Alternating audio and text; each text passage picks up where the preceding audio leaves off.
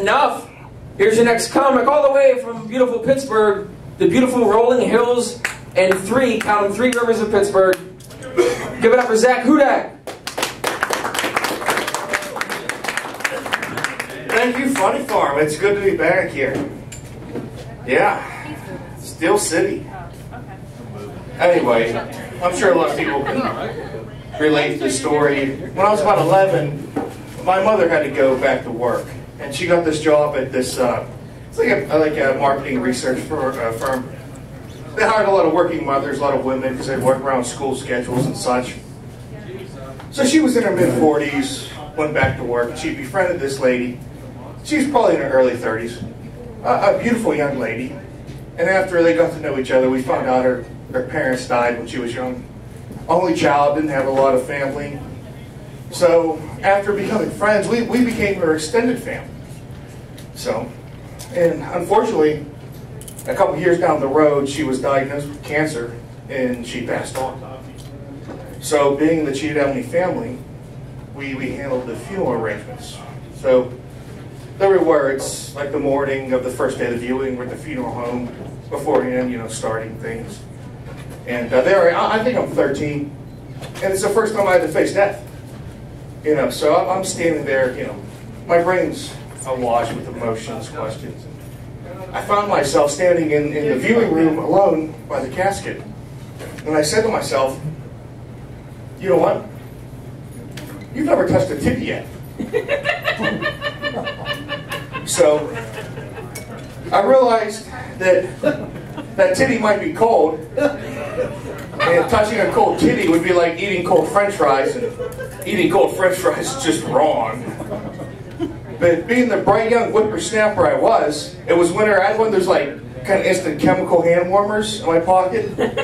So I cracked that baby open, slid it underneath the blouse, gave it a couple minutes to warm up, started sliding my hand in, and I realized, shit, I forgot she beat cancer once. So my hand just continued going west. You know, got to the destination, things are going good. So I figured, hey, why don't I take a little trip south of the border?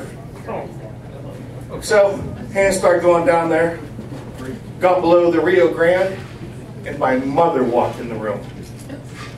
She was appalled.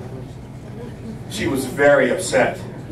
Not so much because of what I was doing, but when my hand got down there, I discovered this giant, like, 8-inch dong. So not only my poor mother, she had to bury her best friend that day, she also found out her best friend's an abomination against God. Yeah, it's tough. It's tough. You guys ready for Valentine's Day? Yeah. Yeah? But guys, actually, I am a member of the Mile High Club. Yes? Thank you. Thank you. Thank you. Now, I did join it solo. Oh. I was 23. I was hungover on this god-awful flight. I'm going from Calgary, Canada to Houston, from Houston to Pittsburgh. So I'm sitting there on a Monday morning, like 8 o'clock in the morning, in my sweat slouched, hungover, in my seat. And out of nowhere, I just get this raging blue vein throbber. I mean, I thought it was going to rip out of the skin like some Sigourney Weaver's alien shit. I mean, I could cut diamonds with this thing. And Dustin Diamond's going to be headlining the Funny Farm this weekend anyway.